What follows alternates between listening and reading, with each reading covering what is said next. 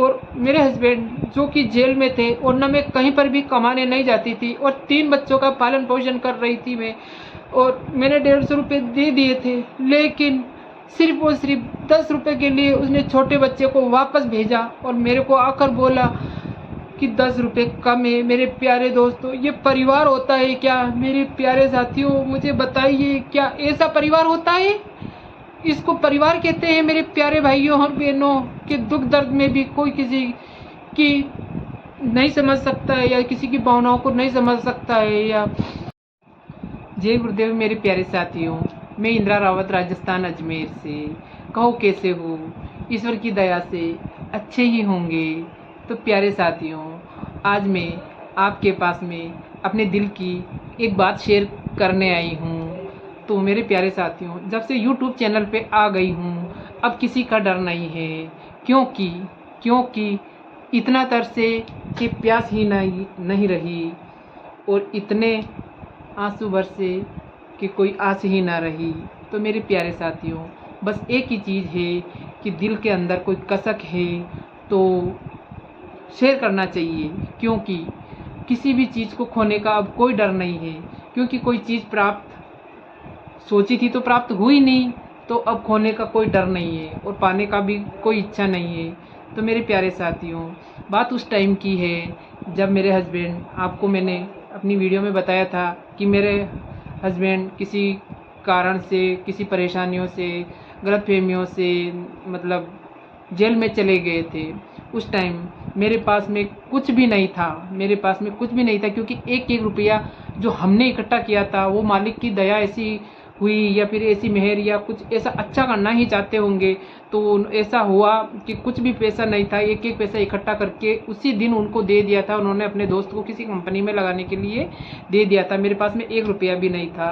तो कोई बात नहीं, क्योंकि मैं सिर्फ इस परिवार में आई तो सेवा करने में ही लगी रही। भले ही बहुत पढ़ी लिखी थी, लेकिन मैंने सोचा कि सेवा ही कर लेते हैं, क्योंकि मैं एक ही हूँ यहाँ पे। एक बड़ी बहू तो अपने हस्बैंड के साथ बाहर थी। तो मैंने सोचा कि ज़िंदगी भर मुझे ही इनकी सेवा करनी है।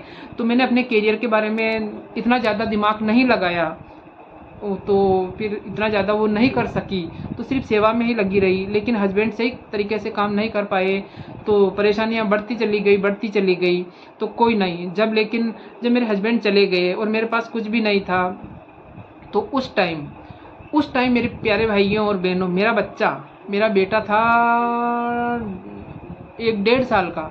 उस टाइम तो जो कहूँगी सच के सिवा कुछ ना कहूँगी, क्योंकि मालिक सब देखते हैं।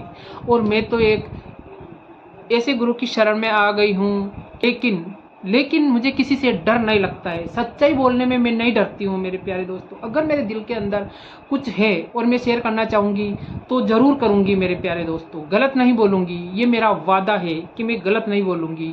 तो एक दिन मेरे ससुर जी बाज़ार जा रहे थे कुछ सामान लाने।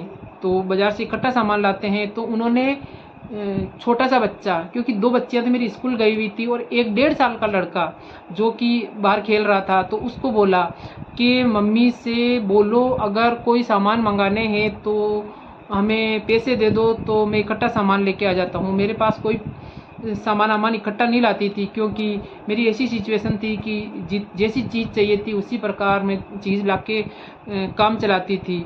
तो वो जा रहे थे, तो मैंने सोचा कि शक्कर मंगा लेती हूँ, तो 2 रुपये बचत हो जाएगी, कि यहाँ पे 2 रुपये थोड़ा महंगा देते हैं। तो मैंने उनको 150 रुपये दिए थे और बोला कि 5 किलो शक्कर लेके आ जाना। छोटे बच्चे को बोल के भेजा।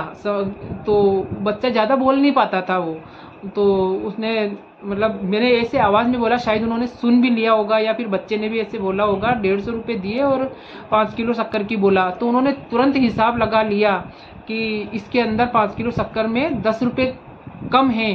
तो छोटे से बच्चे को ऐसे बोला कि मम्मी को बोलो 10 रुपये कम है, 10 रुपये और दो।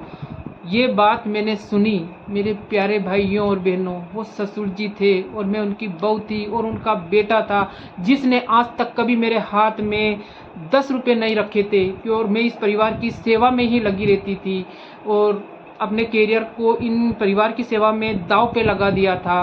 अगर कमा तो रहे थे हस्बैंड, लेकिन इतना पार नहीं बढ़ रहा था। लेकिन एक बहू की क्या गलती है उसके अंदर, वो तो उस पूरे परिवार की सेवा कर रही थी ना, उस सेवा के बदले में उसको कुछ नहीं मिलेगा।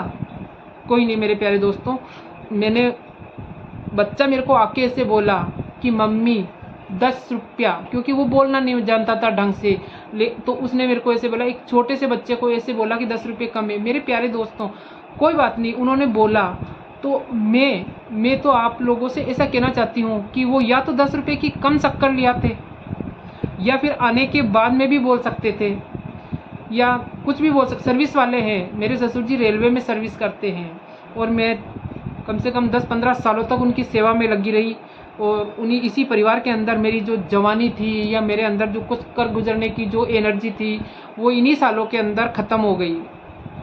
तो मेरे प्यारे दोस्तों, मेरा कहने का मतलब ये है कि जो 10 रुपये के लिए भी उन्होंने एक छोटे से बच्चे को बोल के भेज दिया, तो कोई बात नहीं, मैं उनकी बुराई नहीं कर रही हूँ। मैं तो सिर्फ आपको एक बात बता रही हूँ कि जो कि मेरे दिल की गहराइयों में अंदर तक घाव कर चुका है, जो कि मैं ताउम्र नहीं भूल सकती हूँ।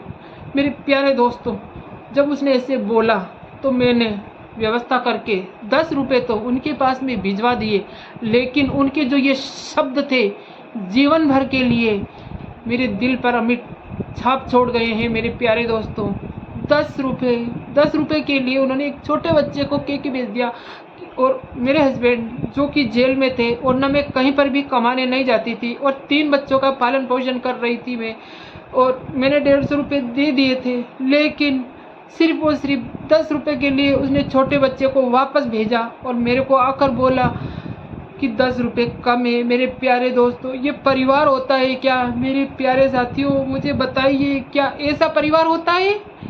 इसको परिवार कहते हैं मेरे प्यारे भाइयों और बहनों, के दुख दर्द में भी कोई किसी की नहीं समझ सकता है, या किसी की भावनाओं को नहीं समझ सकता है, या उनको खुद को पता है कि उनका बेटा इतना नहीं कमाता है।